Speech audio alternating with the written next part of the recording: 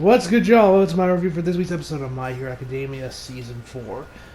Bro, this episode was fucking awesome. Like, this was the best episode of this arc by far. Now, we still have 2 more episodes, and next week's episode looks very interesting. You guys might actually even get a side video on that. We'll talk more about that later once we get to, like, the end of the episode.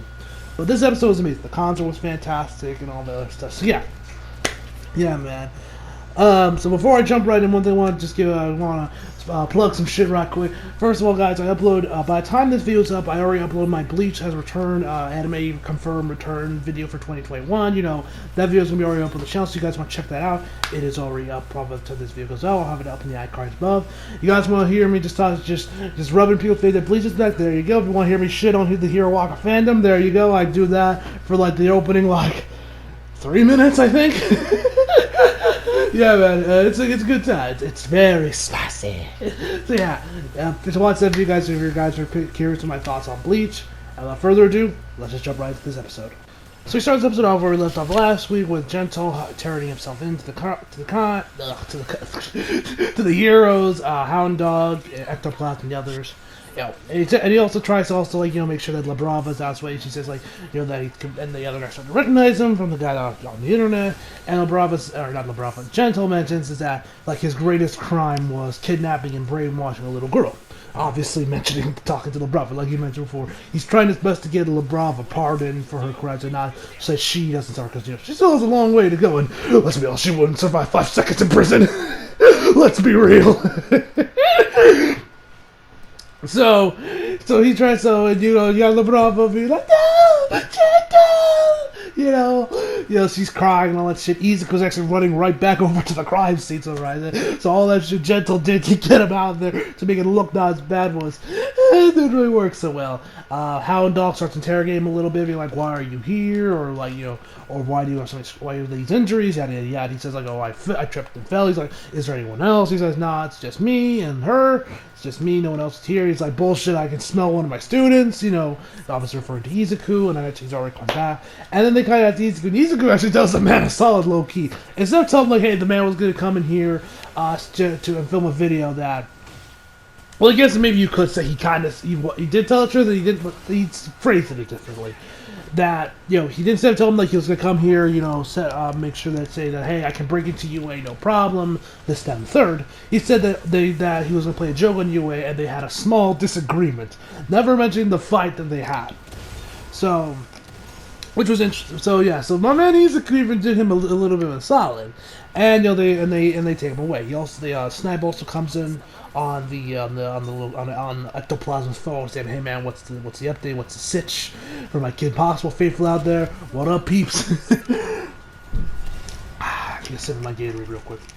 But so he goes over there. They tell him everything's okay. We're gonna take care of him. Take him to the police station. No need to sound the alarm. We're good.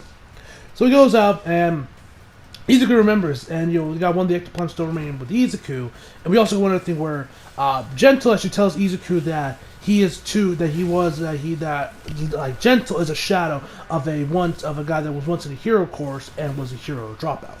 Mentions that before he walks up, and he also says that I have no reason to tell you, I have no place to tell you this, but I hope your feelings reach the people you want to reach. So they take him away. Izuku remember the shit he left over there earlier, so he runs back right there. The other Ectoplasm goes and helps him, and they run back over there. They actually find La Brava's camera on the ground. And one thing I actually found kind of interesting is that Izuku mentioned this, that Gentle was hard to fight, but it was because the reason why he had such a hard time with him, hard time, air quotes, is because he could have very easily turned out like him. Now, this is something that actually caught from that she mentioned in his review of the last 2 episodes, which he did in one video. I finally watched them a little bit before I started watching this week's episode, and he mentioned how Izuku could have turned out like this because they have very similar backstories. Gentle, he became a villain. He went through YouTube to do it and make sure he became infamous or famous. All that shit. Well, Izuku got inspired by All Might to be good because of the videos he would constantly watch as a kid. And then you got the other stuff where Izuku was quirkless and he didn't have a quirk, and people are like, oh, you can't be a hero, this, that, and the third. And Gentle, who was in a hero course, kept failing because this, that, and the third. And they also mentioned how they had similar, how both their times when their instincts took over and became heroes, where they could become heroes, also had they could very zero. Remember with Izuku, you went over there when Bakugo was stuck by the sludge villain, and he's just charged right toward him, threw his bag at him, tried this way to get Bakugo out there. Now we saw this with Gentle. He came out there, tried to help the guy, but almost got him killed, and almost killed. But he ended up interfering with a hero, and the thing just fell right on top of that construction worker, and the dude could have very easily died. And because since he was of age, he probably got charged as Osama, he had a permanent record. So, and in Chibi Ultimate, and I was saying to Loki thinking about doing like a whole video on this, like another side video on Gentle and Izuku, their dualities, and how they could have very easily turned out very similar. I wouldn't be surprised some people say like, oh, Gentle is Izuku's Joker. They're two sides of the same coin, or some shit like that. And like All Might and All Might one for all, or all for one because of their quirks, one for all and all for one. Yeah, the similarities are definitely there, which I thought was also kind of cool. Which I thought was also another like really interesting thing Horikoshi did, was showing like this could have been Izuku if he became a villain kind of thing with Gentle. And I thought just a whole dynamic from this episode and a little bit from Gentle's backstory last week was nice and interesting taking like, and Izuku probably noticed that like, I could have turned out like the guy, which is maybe why he did struggle so much with him, and maybe that's why he did say he was the hardest opponent because he was essentially, in a way, fighting himself, in a way. So yeah, tell me down below what you guys saw about that. What do you guys think of this whole thing about the duality kind of between Gentle and Izuku, kind of them being like yin and yang kind of thing, two sides of the same coin, Batman, Joker, All Might, all for one. Tell me down below what you guys think of that, and the similarities between those two. So anyway, after that, after I mentioned Izuku gets I don't know what happens with the camera, but he runs back to the shop. We're gonna stop. The dude actually still was holding his stuff for me. Izuku's like, "Pal, I thank you." And then we see the time. It's like I think it was like 9:50ish. I think that's what I think it was at the time when they finally made it back. And so once they get back there, you got Aoyama over there. He's in his hero outfit. He has Izuku's clothes for the concert. He's got them all folded up too, nice and folded. So props that he's holding them. And he's like, "Oh, Izuku, finally you're here. What the hell took you so long?" And he's like, "Sorry, I had to get some shit." And they're just running over back to the concert, making time. Then Octopus comes in. He's like, "Whoa, fam.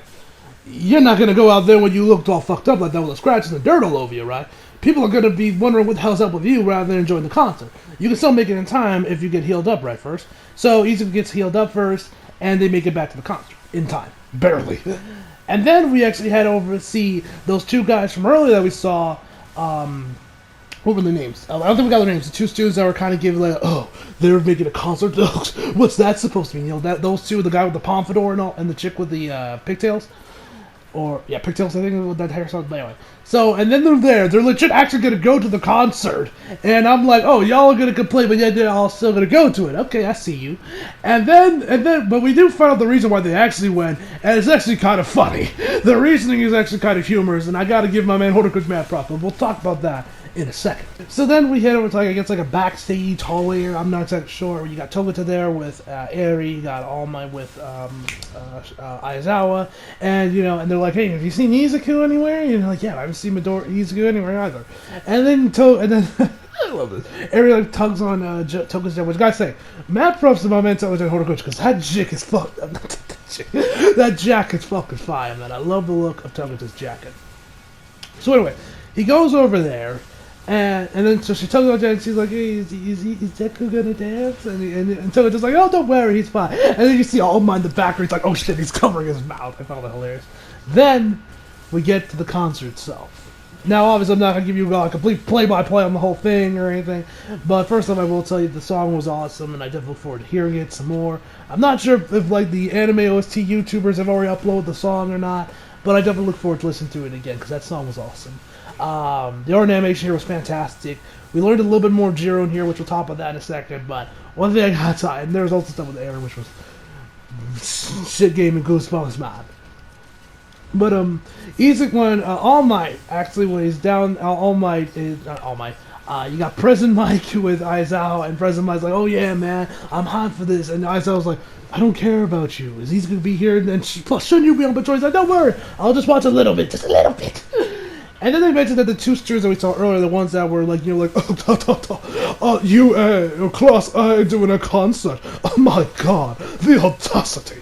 Those two, they're actually in the crowd. And Aizawa points out that they're not here to enjoy the season entertainment. They're here to critique, they are here to evaluate this critically.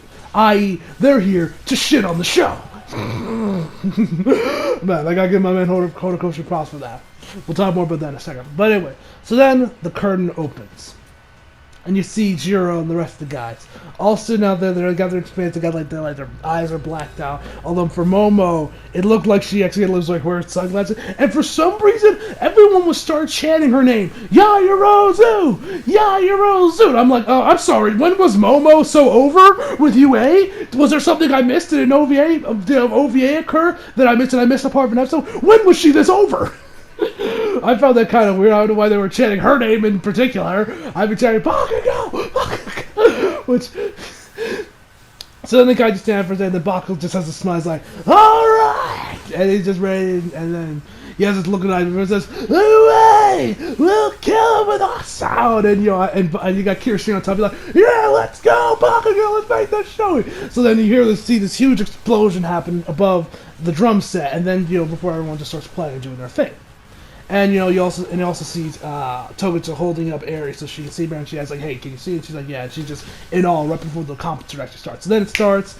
You got the song playing. It's great. I got to give props to Jiro's Japanese voice actress. The woman can fucking sing. I don't know now. Grant, I know a lot of Japanese VAs are also like singers, so I wouldn't be surprised if Jiro is one of them. Either way, great stuff. You got Izuku and the others dancing, and you got that going on. You actually see a lot of other kind of cool stuff that happen there. You actually see this one where Izuku uses one for all, and him and Aoyama jump up in the air and they kind of like grab each other's their elbows crossed or whatever, like their arms elbows crossed, and he like puts them up in the air, and then she fires them flame before Ojiro catches them. That was pretty cool. You also get Izuku dancing a little bit, and before he heads up backstage, help out with Aoyama to get him up for like the disco ball thing. And you also got Bakugo doing his thing, which later on in the concert, Bakugo just looks like he's trying, it's like he's saying everything he has not to murder somebody. I just love hilarious about Bakugo, man. But, so they're singing, Izuku's doing his thing, he's helping out with Aoyama, carrying him around as a disco ball. You see some stuff with Kirishima, like throwing some ice down, some shaved ice with like a cork. You actually even see some other stuff that was never even mentioned, like you actually had Sue holding up Uraraka in the air, so I'm assuming Uraraka made her float. And she's like puts her hands down, she's like making some members of the audience float as well, which I thought was pretty cool. And actually the opening was also really cool, where like after Bakugo has that initial like, you see those two just like, NANI?! And later on as the concert going on, you can tell desperately they're trying not to start singing along and enjoying it. They're like, they're covering their mouth, but eventually just start dancing along to it as well. So, yeah. And before we talk about Eri, I gotta talk about Eri. I want to talk about Jiro, because we also got a little bit more backstory on Jiro here, because a little bit before this, you heard her father's voice say, "You can do whatever you want." Koyuka, I think her name is. Koyuka, I think, is her first name. But then we get to the backstory where she tells her parents that, hey, that she's going to be a hero and not a musician. And she's crying about it because she's like, oh, yeah. And then her father, which I forgot how cool her father looked with that Fabio hair. What hair products does this man use? I need to get my hands on it. I forgot how much of the most like of a rock and roll he looked like, because man, I love the look of her father.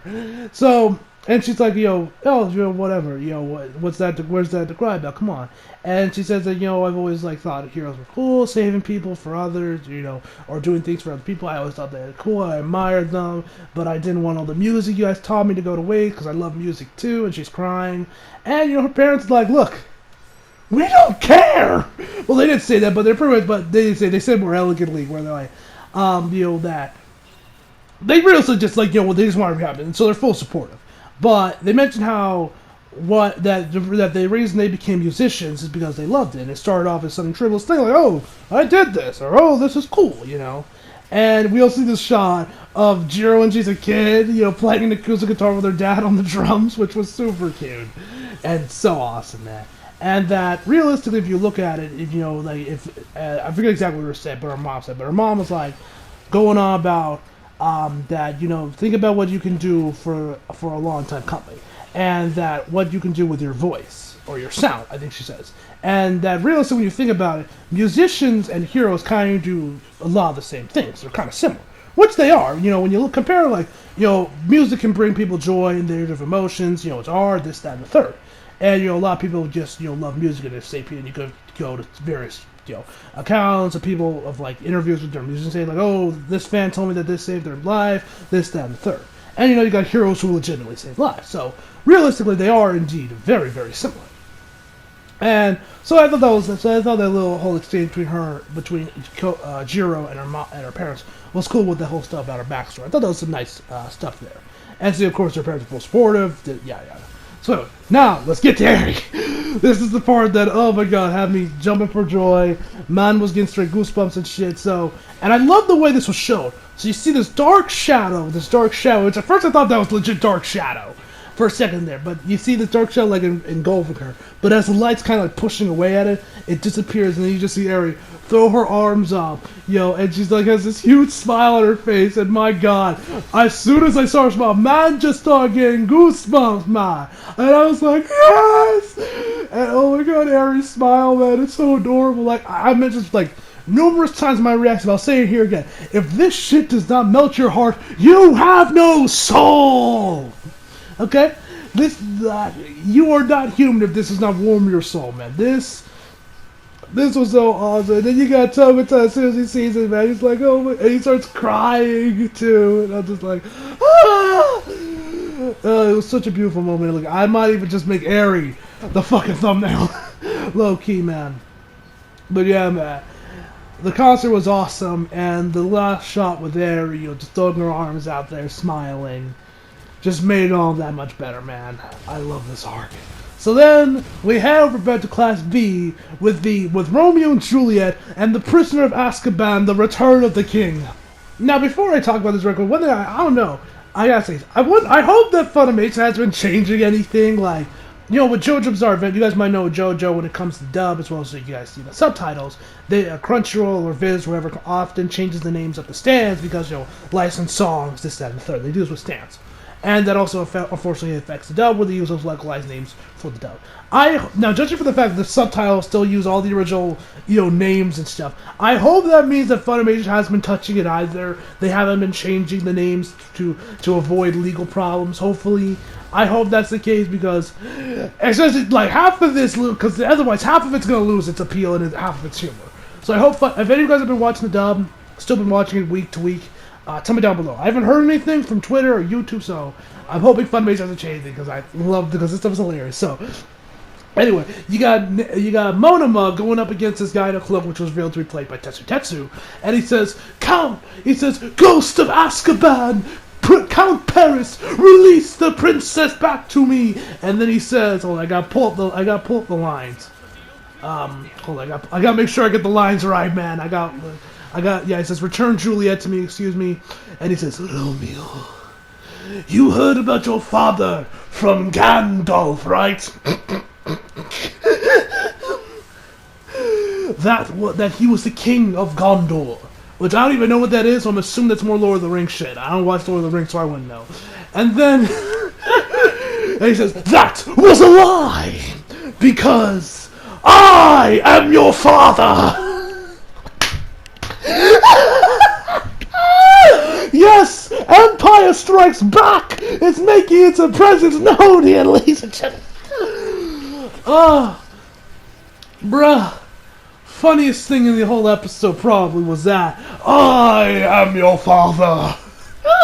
And then you got the lights on the top just fire off like, oh shit, you're lying, I guess you got, and people would say I couldn't help laughing. Someone said there was too much stuff in it. Yeah, you're throwing in like 3 movies. You just shoved like 3 movies into that. But most people seem to like it. And then we get some stuff with Hound Dog being like, oh, what you did, you don't think what you did was correct. If you were fighting, you should rely on us. Yada yada yada. Fuck off. And he's like, oh, okay. And Izuku goes off. He also tells Izuku he should have checked his phone because All Might was bringing him up. But yeah. So Izuku goes away, and he does this thing. So Izuku goes away and joins the rest of the festival.